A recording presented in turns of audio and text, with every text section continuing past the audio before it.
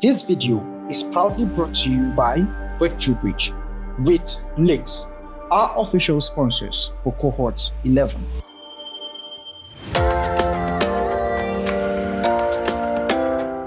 Basically, what's transaction response? They're normally used in the ethers.js library and the web.js library. So how do we use them? Transaction response is basically that initial response you get when you broadcast a transaction to the blockchain network. So it's like a confirmation that your transaction has been broadcasted to the network. So when you send a transaction, it returns a response which has the block header, the block number, the block hash, the value, the RVS. But amongst what's returned is there is a value that is returned called weight, and that takes in a function whereby it returns a promise.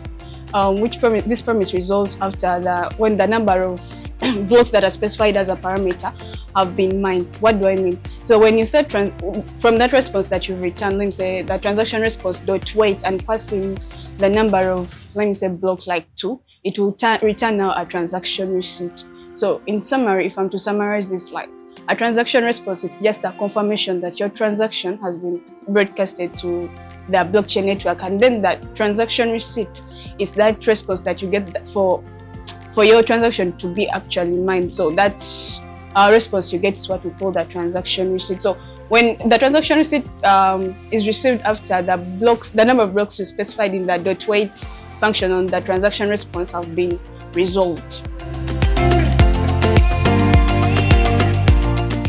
So this library provides method that allow us to kind of communicate with our blockchain and also communicate with our smart contract on chain.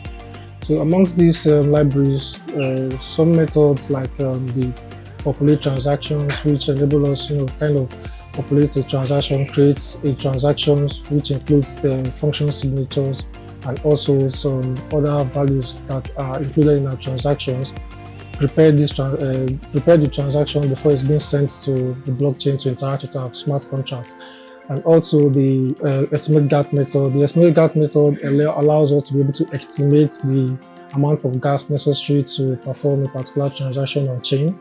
And this method is actually very useful so that we can actually estimate the total amount of gas that is needed to perform a transaction by a particular user, and also enables whoever is interacting with the smart contract to be able to set the appropriate gas limit for every transaction that is interacting with the blockchain.